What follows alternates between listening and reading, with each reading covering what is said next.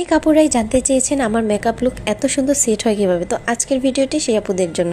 আসসালামু আলাইকুম ভিউয়ার্স, কেমন আছেন আপনারা সবাই? আশা করি সবাই ভালো আছেন। তো আমরা দৈনন্দিন ডেইলি রুটিনে যেসব ঘরোয়া রূপচর্চাগুলো করতে পারি, তো আজকে আমি সেই টিপস দেখাবো।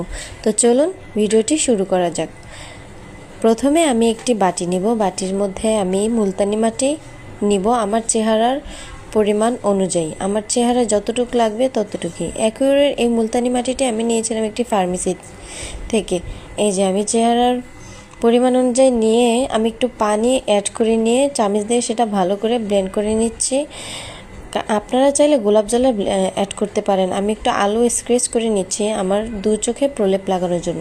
এতটুকুই ব্যাস আমার হয়ে যাবে দুটো চোখের উপর প্রলেপ লাগাতে। তো এই যে দেখুন আমি মুলতানি মাটি লাগিয়ে ফেলেছি আমার ফেসে। এখন আমি আলুর প্রলেপগুলো আমার দুটো চোখে সুন্দরভাবে গোল করে লাগাবো। এই যে এটা কি হলো রে ভাই?